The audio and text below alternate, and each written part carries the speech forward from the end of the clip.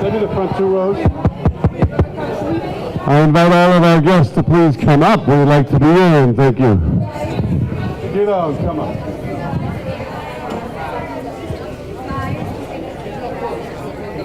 If you're over 7th grade, you got to sit in the front 2 rows. All right. That's it. That's it. Some of your colleagues.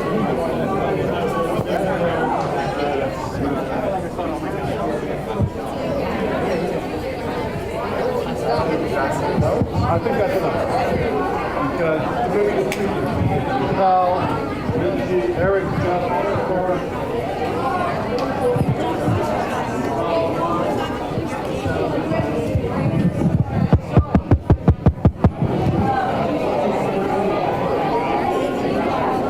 It's a little warm. Where is it? It's over here. Hello.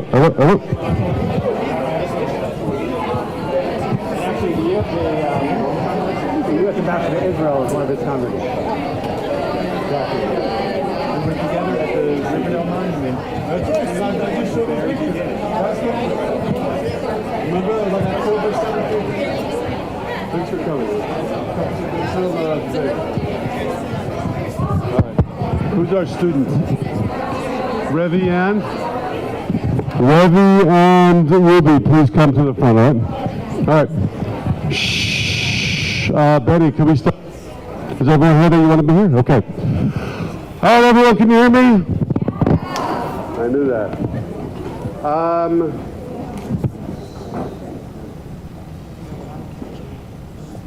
Congressman Torres, Assemblyman Sinowitz, City Council Member Sinowitz, we are very, very honored by your presence. Michal Cutler-Woods, the Israeli ambassador, Israeli envoy for anti-Semitism, for combating anti-Semitism, is here with us. Our students had a lesson. I want to thank Ms. Race for our students learned about this issue, and unfortunately, I would say, we are living this issue. So some of the things that we learned about were actually, I heard, speaking to the mic. Okay, I'll speak to the mic. Brett Stevens, who is a columnist for the New York Times, and I heard his interview just last week, and our alumnus, Peter Askowitz, was speaking with him somewhere this week. We're speaking about anti-Semitism, and he introduced, or he was asked, what are the things that we can do to combat anti-Semitism? The first thing he said was, he used the term Jewier, 10% Jewier. Live your Jewish lives with pride, and if you do that, that is probably the most potent way to fight anti-Semitism, by not backing down, by not being afraid, by being proud of who you are. I think that's true. The second thing that I think is true is that when you experience anti-Semitism, and we are, in our community and in our country, unfortunately, experiencing a rise in anti-Semitism, is you need to know that the people that represent you in your district, in your country, are aware and will take risks on their own to fight it and to call it out. And that's a really important thing to do. And the third thing, which has only been around for a short time, is you combat anti-Semitism by knowing that we have a strong state of Israel. I think those are three prongs to combat anti-Semitism. Congressman Torres, when you asked just a couple of days ago if you could have this press conference here, maybe this is what you had in mind. You're coming to a place where kids, thank God, are proud to be Jewish. And they're learning about what it means to be Jewish. You're in a place where your leaders, the local leaders, at every level, and you know this, guys. You joke about it, that the congressman might graduate with you. You know this. Your leaders are here. They're here when they call for an International Jihad Day on October 13th, when some schools had to close. And our leaders said, no, don't close. Not only don't close, but we'll show up. And we'll make it clear that you guys are going to be safe. And we're here with the representative of Medinat Yisrael. That place, which we can decide today that we're going to fly tomorrow night, and we can become citizens on Sunday. Because there's a place in the world which didn't always exist. Our students did a documentary called Names Not Numbers, where they interviewed Holocaust survivors together with Atmosphere Academy charter school down the road.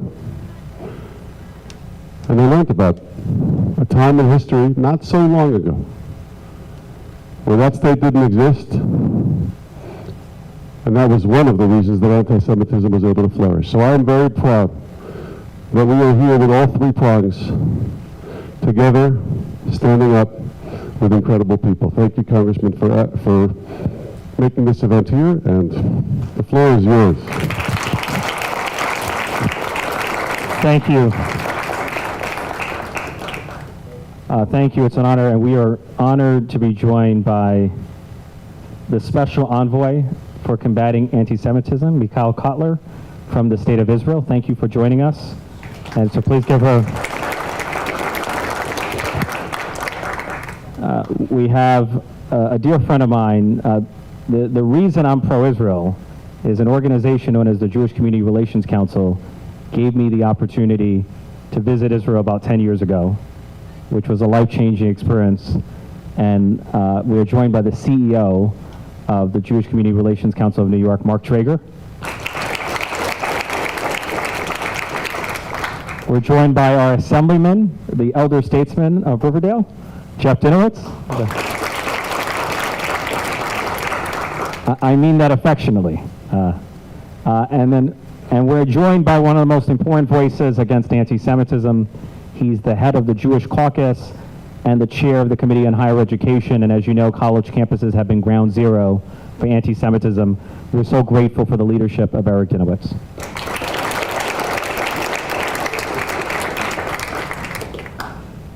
You know, I come before you not as a member of the Jewish community, but as an ally. You know, I'm proud to be a representative of a vibrant Jewish community here in Riverdale, which is deeply connected to the State of Israel. And I stand here as a reminder that one need not be Jewish to combat anti-Semitism, just like one need not be black to combat anti-black racism.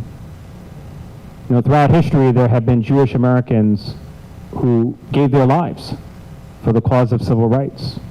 60 years ago, Michael Schwerner and Andrew Goodman, as well as James Chaney, an African American, were barbarically murdered in the Mississippi burning so that people who look like me could live freely and with dignity unencumbered by the cruelty of Jim Crow.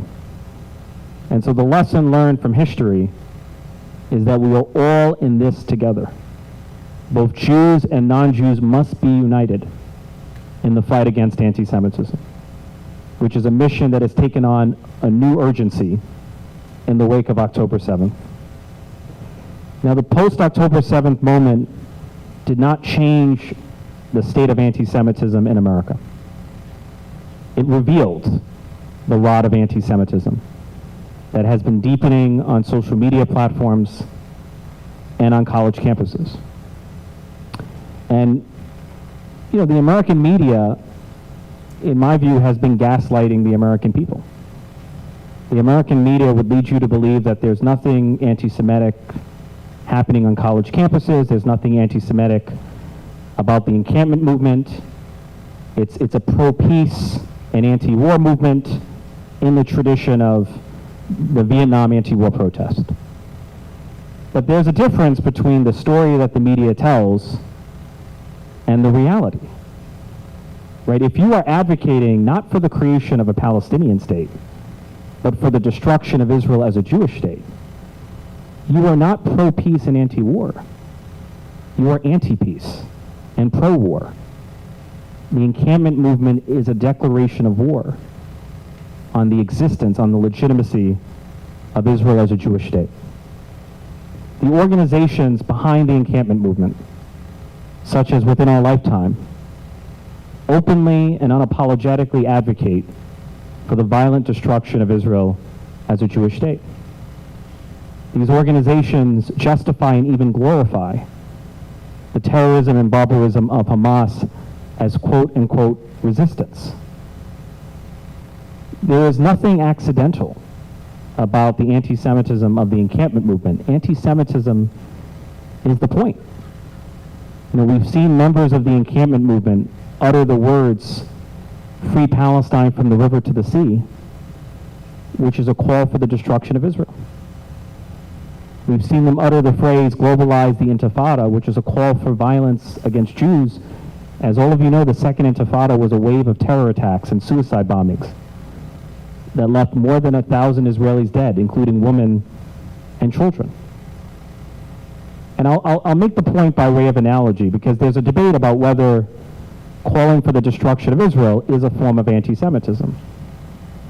If I were to call for the destruction of Puerto Rico, everyone would agree that that's anti-Puerto Rican. If I were to call for the destruction of the Dominican Republic, everyone would agree that that is anti-Dominican. So why is it not anti-Jewish to call for the destruction of the world's only Jewish state? Why the double standard? And so we as a society must come to recognize that anti-Zionism is a modern mutation in the ancient DNA of anti-Semitism. Right? Anti-Semitism is an ancient virus. It is almost as old as humanity itself, but it has modern mutations. And one of those mutations is October 7 denial.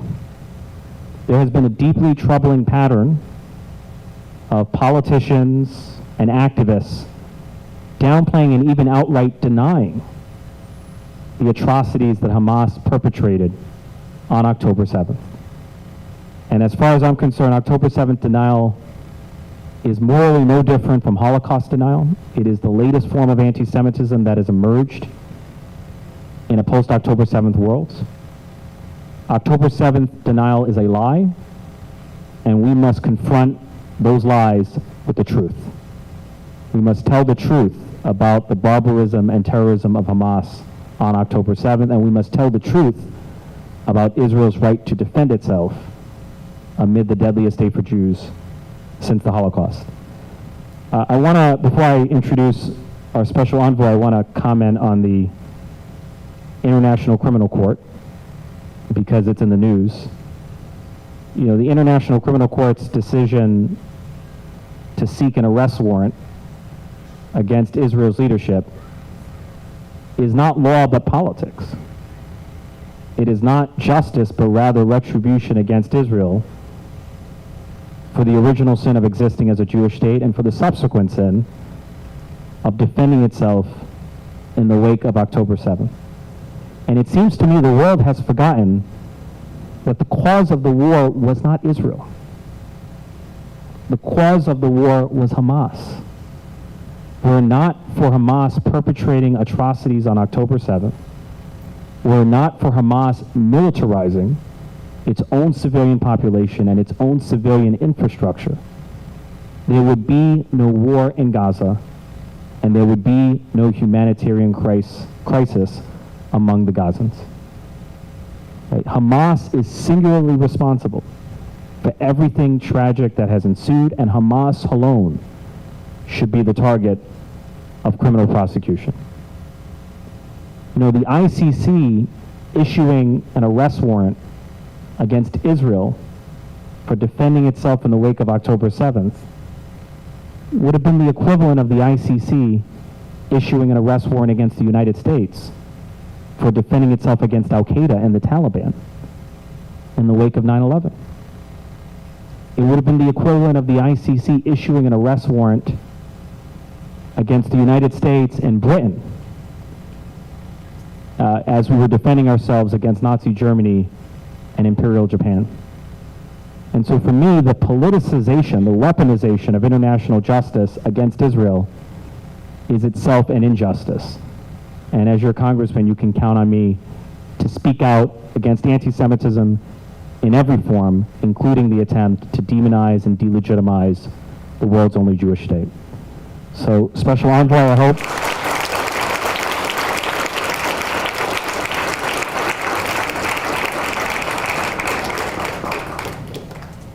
So, Special Envoy, we have a term here in the United States, not Jewish, but Jewish. So I'm proud to be your Jewish ally here in the United States, and without further ado, thank you for joining us.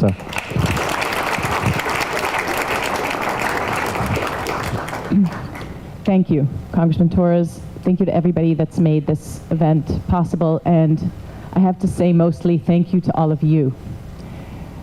Because when I look out into this room, what I have is hope. At what is really an existential moment for the state of Israel, the Jewish nation state to which we, all of you, a prototypical indigenous people that speaks the same language, Hebrew, that reads the same book, the Bible, that traverses the same land, Israel, and that practices the same customs and rituals for thousands of years. That's what indigeneity means.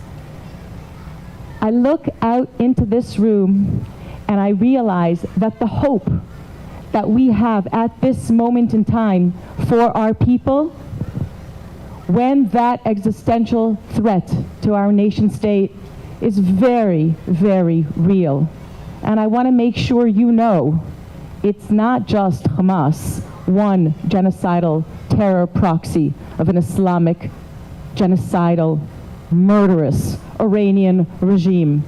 It's Hezbollah from the north that has about 100,000 of our brothers and sisters evacuated from their homes since 10/7.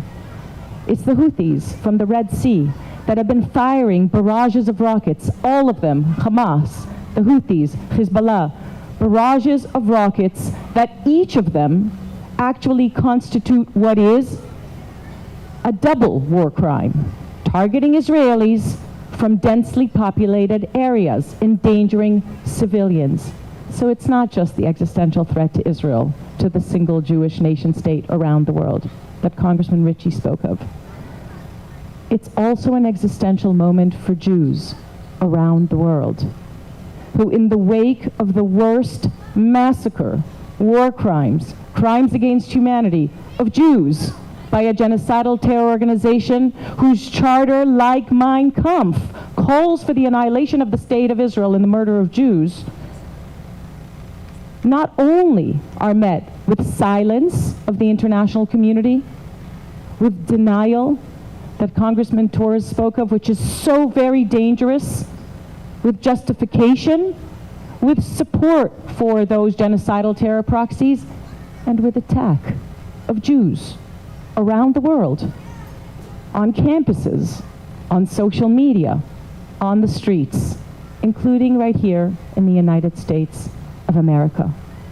But it's also an existential moment for the reason that Ritchie and I can be such good friends, knowing that we share something fundamental. It's an existential moment for civil rights. It's an existential moment for human rights that have themselves been co-opted and weaponized in the very institutions that were created and mandated and entrusted to ensure what we know of as never again. Never again to anybody. Never again is a prospective commitment. Never again in the future. And to ensure that never again, we carry the memory of the past, each and every one of you, in the Haggadah, remembers what it is we are supposed to remember, so that never again, that thousands of years ago was an attempted genocide of the Jews. Remembers, when you read Megillat Esther, what it was that in that ancient Persia over 2,500 years ago was destined to be the first genocide of Jews in ancient Persia.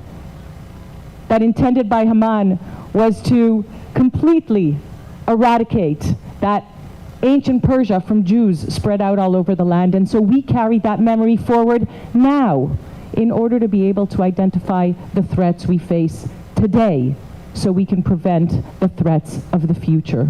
And what is so dangerous about the pernicious strain of anti-Semitism that Congressman Torres referred to, that is anti-Zionism, the negation of Israel's very right to exist. And if you remember nothing else I said today, please remember this.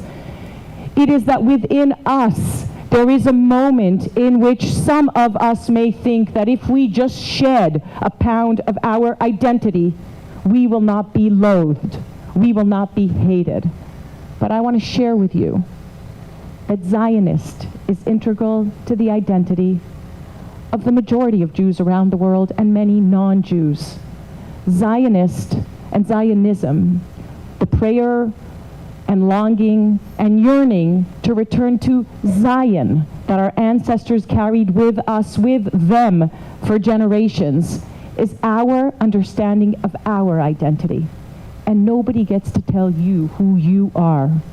Nobody, when you go out there or on social media, gets to tell you that Zionism is racism, as was passed in the UN in 1975, or that Israel is an apartheid state, another blood libel, following the 2001 Durban Conference Against Racism, held by the UN, turned into an anti-Semitic hate fest, or what we are living through right now at this existential moment that threatens human rights and civil rights, and the movement that enabled Martin Luther King Jr.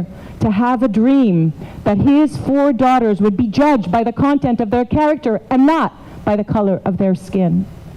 And the understanding that it is those infrastructures, those principles, those rights, the International Criminal Court, the International Court of Justice, the UN itself, that has been co-opted and weaponized, undermining that entire infrastructure, collapsing it so that it can protect no one in a world that committed to never again, is actually our shared responsibility. And it is why you are very, very lucky to have an ally in a representative that understands precisely the responsibility that he carries for each one of you in his constituency, as his constituents. And it is not something that we should ever take for granted. I want to share with you that the first press conference that I did after 10/7, which like 9/11 should have changed the way in which we see the world, because 10/7, like 9/11, was an attack of barbarism on our shared civilization. The first press conference I did was with Congressman Torres, and the friendship that we should never take for granted, knowing that we have allies, because no subject of hatred can combat the hatred alone. And so I'm very grateful. I'm very grateful to you, Congressman Torres, for the friendship and for the allyship. And I know that we're not alone in this fight.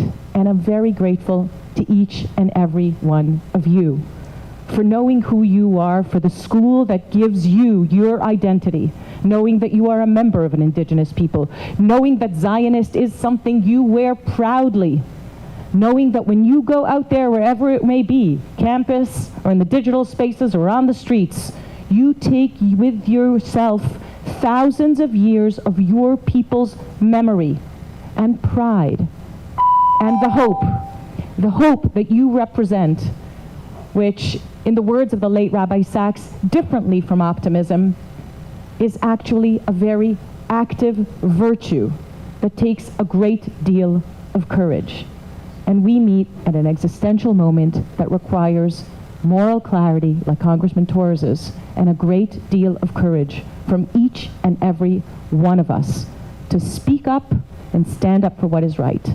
So thank you for allowing us to address you, and thank you for being here, for listening, and for carrying with you this tremendous, not just responsibility, but incredible moment in our own history, where we have a state, that is the state of Israel we return to, where we have sovereignty, where we have an army, and where we have all of you and 6 million boots on the ground right here that are fighting alongside all of us in the state of Israel in this, yes, raging war, but in which for the first time in thousands of years, we can actually do what any country must and any country does, which is defend ourselves. Thank you.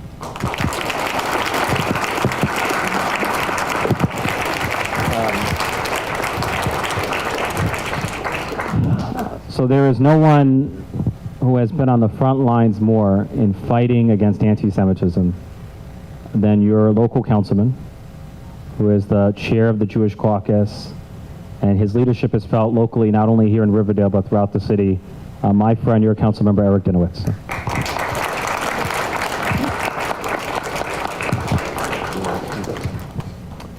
Good afternoon, everyone. How many of you, raise your hand if you're in high school? And then middle school's the rest? Okay. I'm going to do something very dangerous. I'm going to correct the congressman. He had said, oh boy, here it goes. He had said earlier that he's not a member of the Jewish community, that he's an ally. But I have to tell you, Congressman, you may not be a member of the Jewish faith, but I certainly consider you part of the Jewish community because of how deeply connected we feel to you and how much we know your heart is with us. And I think it's very special as a Jewish person. I think about a lot of our traditions that we have. And we have special dietary laws that kind of keep us close together. And we have rules of the Sabbath and holidays that keep us in a community. And they've kept us as a people for thousands of years. But they've also, in some ways, insulated us from the outside communities. And so when we have someone like Congressmember Torres as part of the Jewish community, it is especially meaningful. And in 2024, post October 7th, I can say without a doubt, I feel safer as a Jew in America, knowing that Congressmember Torres is in the Capitol fighting for us. So let's give him another round of applause. You know, Rabbi Krause, you had said something about being a little more Jewish, a little more Jewy. And that actually pained me a little to hear because of something that just happened a few days ago. I co-hosted a roundtable of Jewish students from public schools around the city. And during this roundtable, it was about 25 of them, I asked them the question, I said, how many of you have experienced anti-Semitism in your school? Every single one of them raised their hands. And then I said, how many of you have changed a behavior because of that anti-Semitism? And most of the hands stayed up. And I think for those of you in high school, it's a very heavy thing that you should never have to deal with. And I'm talking specifically to the high schoolers now because you're going to go off to college soon. And the questions you should be asking yourself are, what are the academics like? What kind of majors are available for me? Extracurricular programs? Am I going to commute? Am I going to stay home? But instead, for many of you, the first question you're asking is it safe for me as a Jew on this campus? And it is, and there are so many heartbreaking moments, people changing their behaviors, you even having to ask yourself that question. I want everyone here to know that the city, the state, the federal government, every single one of us has a role to play. And I think a lot more people are realizing that now. A few years ago, I was door knocking to get votes. I got the majority of them, but I knocked on someone's door and they said, well, I really only vote for Congress because I really only care about Israel and anti-Semitism. And it was an eye-opening moment for me, and one that I still think about, because at every level of government, we are working hard to fight against the scourge of anti-Semitism. 2 years ago, I held a hearing as chair of Higher Education Committee in the City Council on anti-Semitism in our CUNY system. This hearing lasted 7 hours. We took them to task, the PSC, CUNY Union, and person after person testified about how challenging they've had it at college. And although there's significantly more work to do, we pushed CUNY into investing more money into their Hillels and into a reporting infrastructure so that if you go to CUNY, you'll have the ability to easily report acts of bias against you. In our city budget, allocating over $250,000 extra year after year for combating hate, including at the Riverdale Y, where they have used some of that money to build interfaith, intercommunity coalitions and events. And just yesterday I almost called you council member, CEO Traeger, we announced the Museum of Jewish Heritage, that every single 8th grader in New York City, every public school student, every charter school student is going to get a trip to the Museum of Jewish Heritage to learn about the Holocaust and to learn what hate can do. And month after month, day after day, we are fighting in the City Council against anti-Semitism. And I think back to my Jewish education. And we hear this phrase, never forget. And if I'm a school student, I gotta remember to take my test, remember to study. I take the test, and I remember all the things that were on the test. But to us as Jews, as a Jewish community, remembering is so much more than recalling information. It is active. It is an active verb. We have entire books on it. We remember the Sabbath day and keep it holy. We have tasks that we do, traditions we uphold week after week. We just celebrated Passover. We remember what happened to us when we were slaves in Egypt by leaning to the left, karpas, matzah, the whole deal. It is active. And so as you think of never forget, as you think, thank you, Tom. As you remember, I ask each of you to remember to be a little more Jewy, but remember that as you go out and try to fight anti-Semitism, it isn't just learning for yourself and talking with your friends, it is active. And to go back to the round table I held, I was so impressed by some of the high schoolers that I met. Some of them formed Jewish student unions at their schools. Some of them created presentations for their classmates to educate them.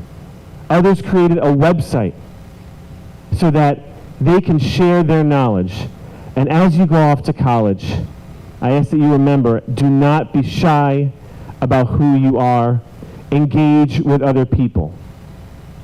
Because I do believe the best weapon against anti-Semitism, against what we are feeling as a community now, is education and engagement. I want to, Congressman, again, thank you for being part of our community.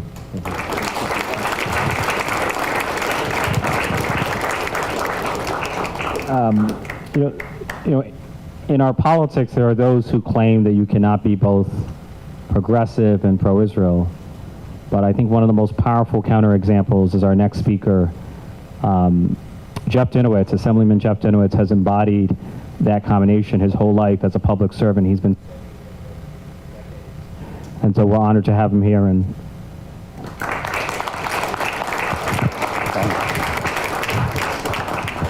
when he says decades, he means decades. Thank you all. I mean, the three of you, incredible words, which is why I'm going to try to be brief. But you know, Congressman Torres referred to me as an elder statesman, and it's true. I'm a little older than some of you here. But I have a lot of things I remember as a result. Now, there probably aren't too many people in the room who remember the Six-Day War. Sadly, I have a vivid recollection of it. And I remember I was probably about the same age as most of you here. And what I remember was reading in social studies class in particular, that the armies of Egypt and Syria and Jordan, they were massing on the borders of Israel, and how proud I was when in 6 days that war ended in an amazing victory. But we also remember the 1973 war, and the list goes on and on, the fights that Israel has to fight on such a frequent basis, the intifadas. So when October 7th happened, to many people, it was more of the same, but it wasn't more of the same. As we know, that was the worst attack on Jews in, I guess, the lifetimes of everybody in this room. And it was essentially unprecedented. You know, last week, I was on the subway, and before I got on the subway, I had these two pins on. One, I don't know if you can see, one's a pin of the American and Israeli flags, the other is the I know some of you are wearing. And as I got on, for maybe a nanosecond, I said, should I wear this on the subway? And of course I said, yes, I will. But the fact that I even had to think about that, it's never been like that for me ever. Because I grew up at a time when I think most Jewish people felt safe. I certainly never felt unsafe. I don't think I've been at the receiving end of Jew hatred, at least not overt Jew hatred, in my life. But everything has been different since October 7th. And what I try to do, and I know maybe it's easier for some people than others, maybe it's easier for an adult than for a student, but here's my philosophy in life. I never back down, I never give in, I never give up, and I never cross the street. And what that means is if I see something that may be threatening, and maybe it's not smart on my part, but I won't cross the street. In fact, it makes me all the more determined. And, you know, sometimes you think something is threatening and it really isn't, but sometimes it is. But as Jewish people, we can't afford to back down, because once you do that, you will be steamrolled. I think we know there are certain facts out there.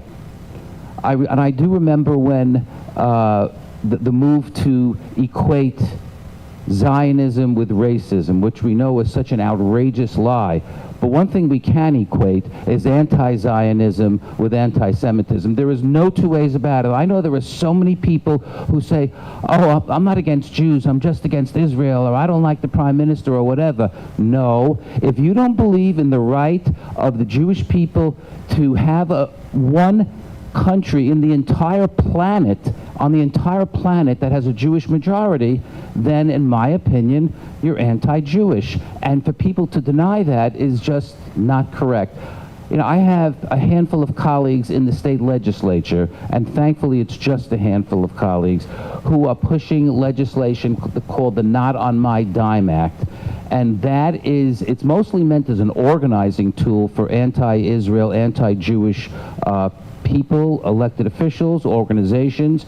But the fact that there is such legislation in the first place, I think, is another indication that we have to stand tall and remain stronger than ever. You can't back down from any of these fights, because if you do, then we've lost immediately. So I just want to say, you know, you're just starting out.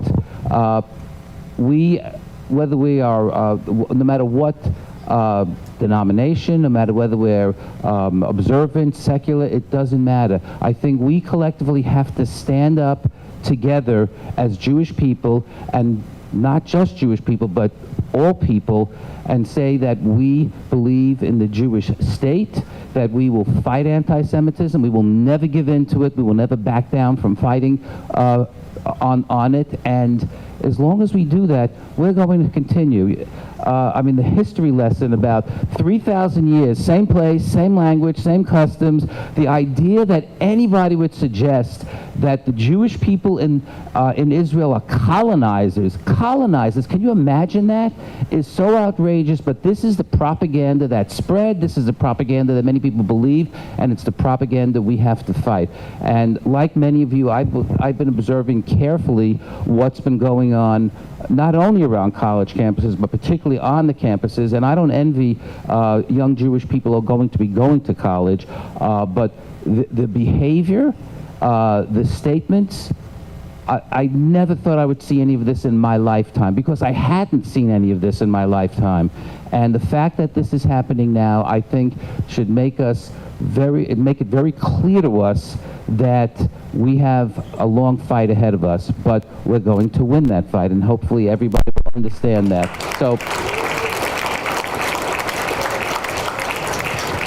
So again, I mean, listen, you're the future. I know that the world will be in great hands with all of you, and I just want to say thank you.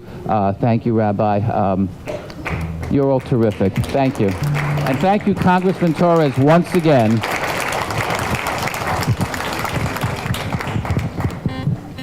Our next speaker is one of my closest friends, and we formed our friendship about 10 years ago based on two passions. We have a passion for fighting for public housing and a passion for fighting for the Jewish community. And even though Mark Traeger was never a resident in public housing, he fought for the residents as if he were one of them. And even though I'm not a member of the Jewish community, I fight for the Jewish community as if I'm part of the community.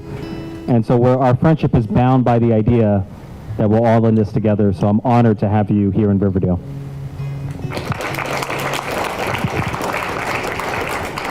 Congressman Torres is mishpucha. He is family. He is with us. I want to say,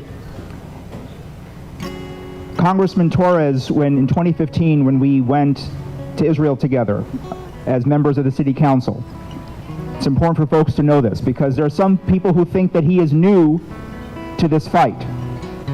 2015, February, we were meeting with folks from the Palestinian Authority in Ramallah, and Councilman Torres at the time cut off the speaker from the Palestinian Authority government who was speaking about human rights and said, "Excuse me, sir, with all due respect, when I came here to Israel, his first trip, they welcomed me here with open minds, open doors, open hearts."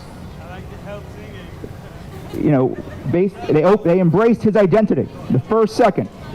That would not be the case if he stepped foot in other parts of the Middle East. So let's give Congressman Torres a big round of applause for his courageous leadership. As some say, he is not new to this, he is true to this. I want to also just thank, again, the extraordinary leaders we have. Special Envoy, thank you for your powerful, powerful words and history lesson as well. To my great colleagues and friends, Councilmember Dinowitz, who's an educator at heart, someone at Dinowitz who brings resources for our schools and communities, to Rabbi Cross, dear friend. I'll be very brief. I know I'm the last speaker here. But folks, we just got back from Israel. Congressman Torres, again, leadership, grassroots, convened a group of interfaith clergy and leaders, JCRC, UJA Federation. We went to Israel.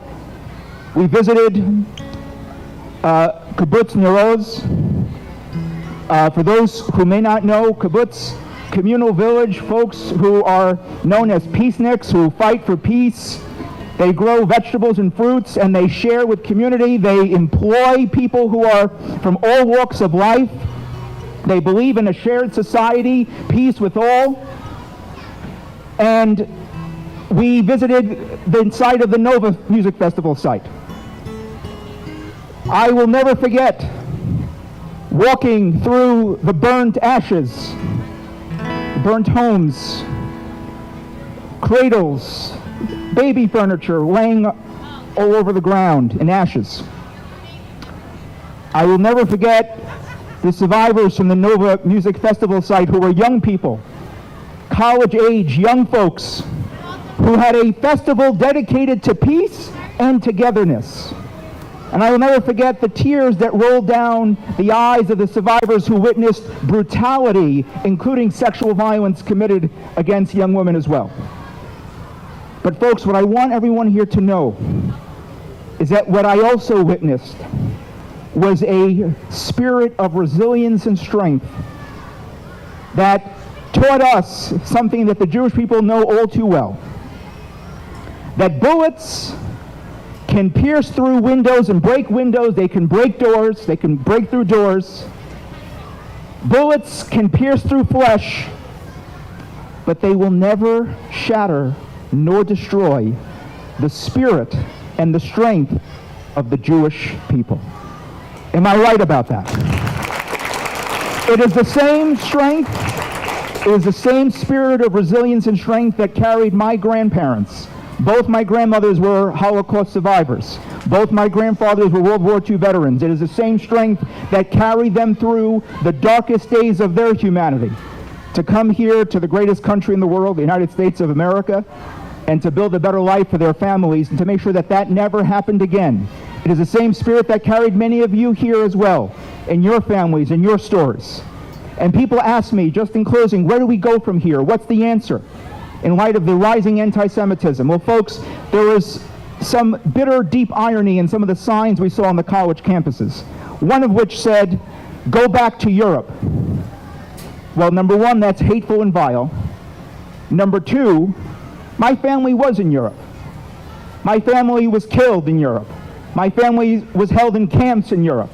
My grandfathers put the uniform to defend freedom and democracy and to free survivors from camps. And number three, pick up a book and read some history about the Jewish diaspora. That, folks, is the long-term answer. Education, education, education. The first casualty in war is the truth. And you heard today parts of the big answer. A $2.5 million investment to get every single in public schools to visit the Museum of Jewish Heritage to learn about our history and who we are, to learn about how Jews are not new here. We helped build New York and helped build the United States of America and our thousands of years of proud history in Israel. And last but not least, big news out of the public school system.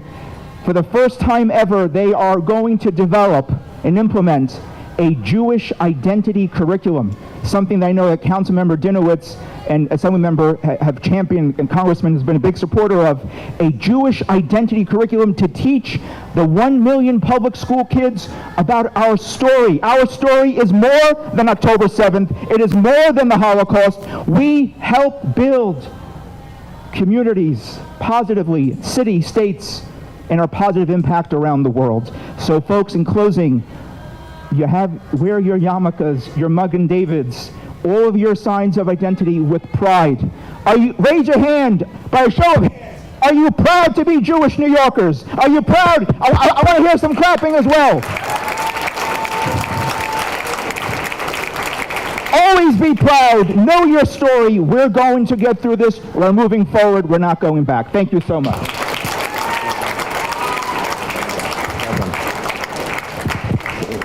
See, Mark is an electrifying communicator.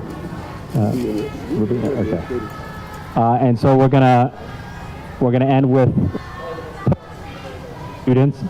We're gonna ask them.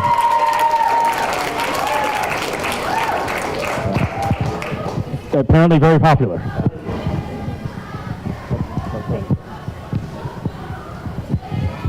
Good afternoon. We're in 8th grade at SAR Academy, and on behalf of all the students here at SAR, we wanted to thank you for being here today. Thank you to Israel's Special Envoy on Anti-Semitism, Michal Kotler-Lynch, for working tirelessly to combat hatred. Thank you, Assembly members and community leaders, for joining us, and thank you, Congressman Torres, for being a friend to our community through these difficult times. We are endlessly grateful for your continued support and all the important legislation you are behind to combat anti-Semitism. This legislation will help eliminate hate speech and violence on college campuses, as well as institute additional methods to fight the rise in anti-Semitism and anti-Zionism, so that one day, when we arrive on a college campus, we will have confidence in our safety thanks to all of your efforts.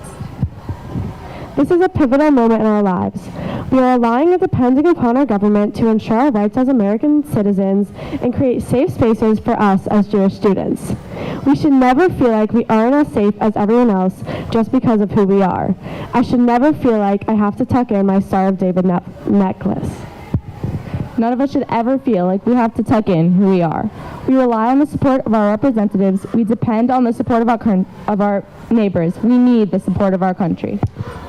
We hope that everyone in Congress will recognize how important this is and take action to ensure that each citizen of this country has equal protection, because no one should have to feel afraid.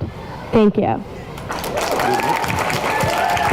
Thank you. I'm going to ask all of our guests, just because we have dismissal in 15 minutes and we have about 800 students waiting to be joined, to have you join our Memorial Day, pre-Memorial Day program, as well as our daily Tefilot for Israel, our daily prayers that some of you have been part of. So I'm going to ask actually our guests to leave first, and then everyone else will follow and join us on the steps. So just our guests first. Thank you. Thank you, thank you, thank you.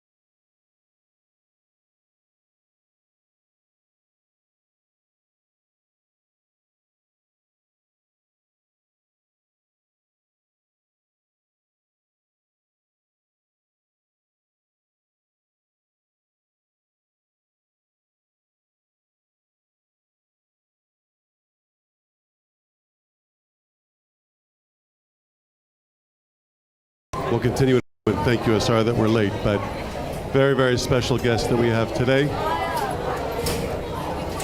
We are honored to have special envoy from Medinat Yisrael, Michal Cutler-Wunsch, combating anti-Semitism, our assemblyman, Jeff Dinowitz, our city council member, Eric Dinowitz, he's on the way down, chairman of the CEO of the JCRC, Jewish Community Relations Council, working so hard to support the Jewish community in New York, Mark Traeger, and our congressman from District 15, Congressman Richie Torres. Thank you. You know, we had, hold on.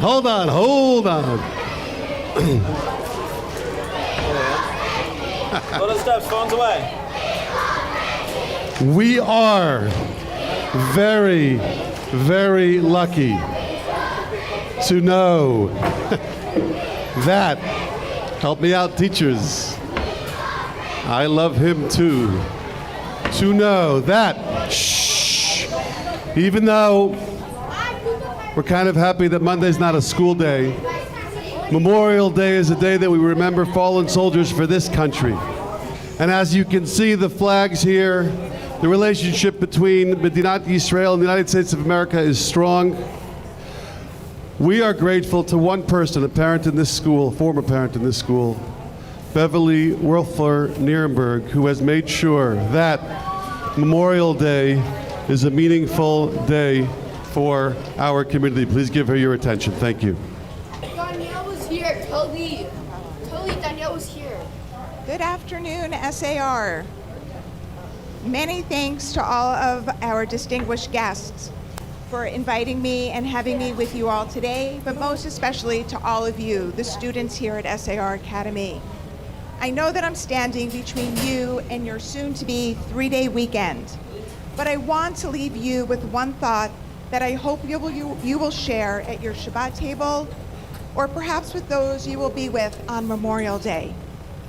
In 1993, 31 years ago, my brother, Stuart Adam Wolfer, swore a pledge to the United States of America as a U.S. Army second lieutenant as he graduated from Washington University in St. Louis. He knew then that one day he might need to put country above community, family, and self. In 2005, he sacrificed missing the birth and the first 7 months of his daughter Melissa's life when he was stationed in Kuwait. Then, in 2008, my brother was killed by an incoming Iranian-made missile fired at his base in Baghdad, Iraq. Stuart made the ultimate sacrifice on behalf of our country, along with 650,000 other U.S. service members, men and women who believed in something greater than just themselves.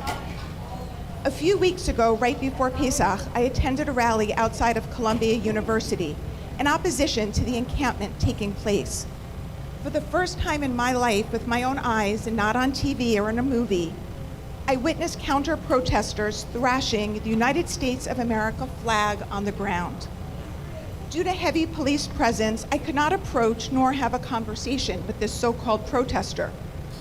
But my brain was screaming, was this what my brother gave his life for? Is this why my nieces grew up their entire life without their father? Why my parents do not have their only son in their lives, and why I am an only child today? The United States of America provides for free speech, but I would argue that it is far better to protect the flag than to burn it. For in the countries around the world where burning a flag is prohibited, so is free speech and a host of other freedoms that we take for granted. On this Memorial Day, I hope we recognize that the United States of America provides each of us with incredible opportunities. I challenge us to make our nations fallen proud of our choices, our actions, and our commitments. Let's ensure we use our privilege of freedom to not only better ourselves, but the world around us. May our nations fallen be a blessing to us all.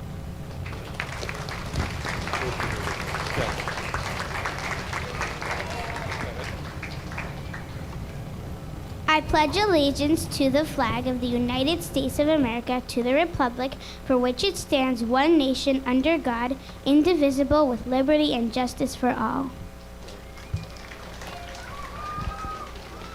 El malei rachamim shochayna b'amiromim hamitzei menucha nechona tachan kanfei hashchina b'ma'alot kedoshim u'tehorim v'giborim kezohar harakia mazirim l'nishmot chayalei artzot habrit shemetu b'milui tafkidam u'v'eit sherutam u'masru nafsham be'ad cherut artzenu v'avur she'akal noten tzedakah be'ad hazkarat nishmotehem began eden tehem menuchatam lachen bal harachamim yastirem v'seter knafav leolamim v'yitzror b'yitzror chaim b'nishmotehem Adonai u'nachalatam v'yanuchu v'shalom al mishkavotam v'yamdu l'gor alam l'ketay yamim v'nomar amen.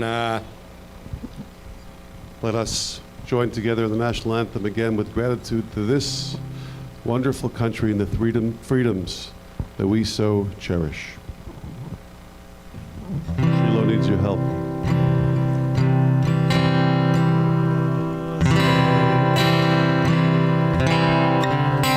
By the dawn's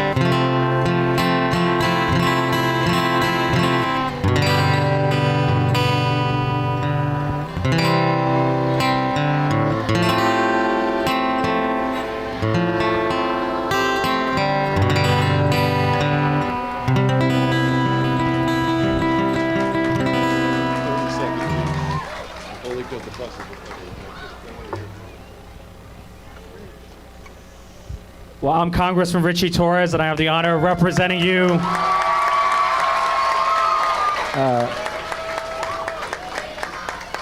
Oh, no, all right, thank you. Well, I appreciate it. Thank you. Thank you. Thank you, thank you. My mother loves me too.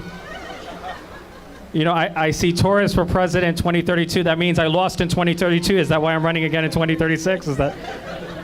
But in all seriousness, you know, we're commemorating Memorial Day, reminding us that, freedom is not free.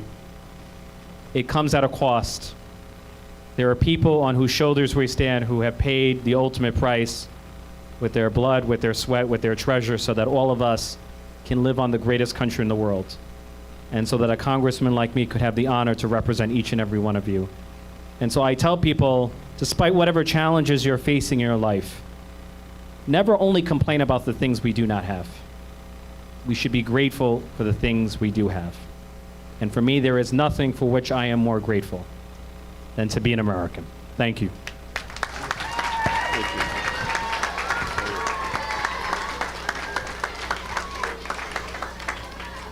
Thank you, everybody. I am Michal Kotler-Wunsch. I'm Israel's special envoy for combating anti-Semitism.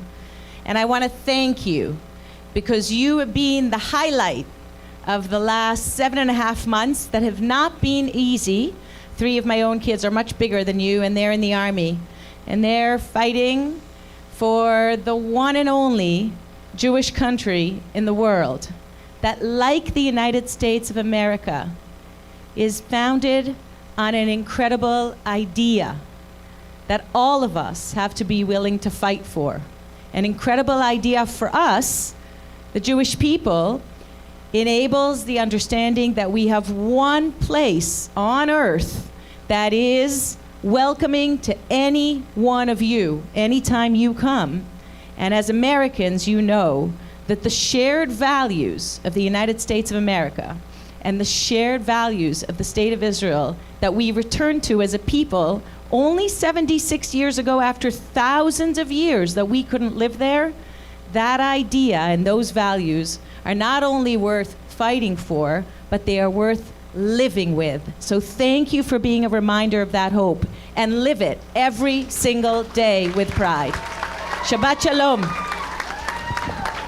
Thank you. What an honor to have you here. I'm going to ask S.A.R. Labiskito to ask us to read the Tefilot that we share every morning, as we all know, and our elected officials have been here for these.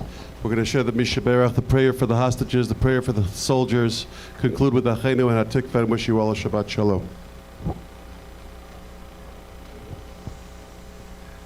Mishaberach Abazeno Avraham Yitzchak Yaakov Yosef Moshe V'Aaron David Yishlomo Yivarach V'Yishmor V'Yinsor Es Kol Hashvuya V'Hanedarim B'Avur Sha'anu Mispalim B'Avuram HaKadosh Baruch Hu Yimalei Ra'achimim Aleim Yotzei Mechoshech V'Talmaves Mersuseim Yinatek Umimitzu Koseyam Yoshiem V'Yishivei Mehera Lechek Mishbechoseyam B'Virus U'V'Shalom V'Nomar Amen.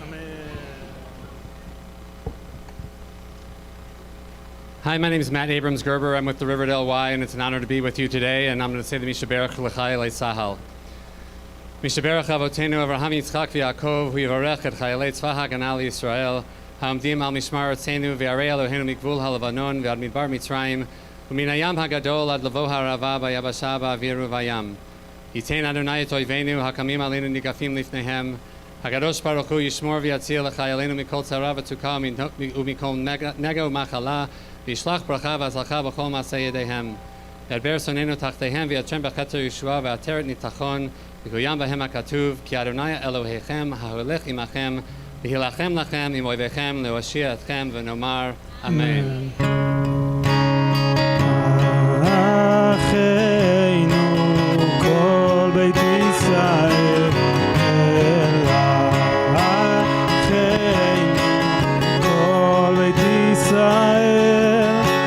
הנתונים בצרה ובשביה העומדים בין בים ובין ביבשה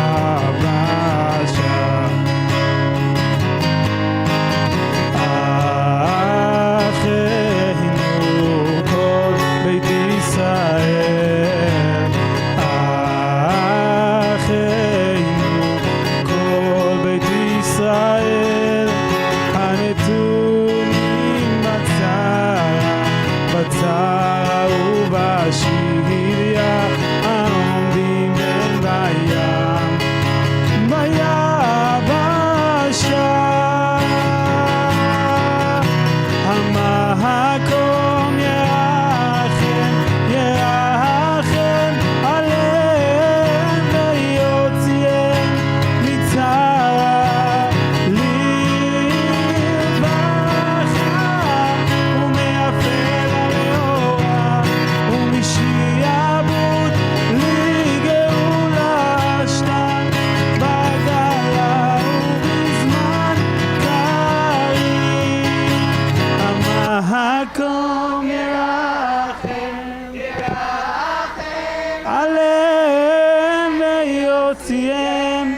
צרה.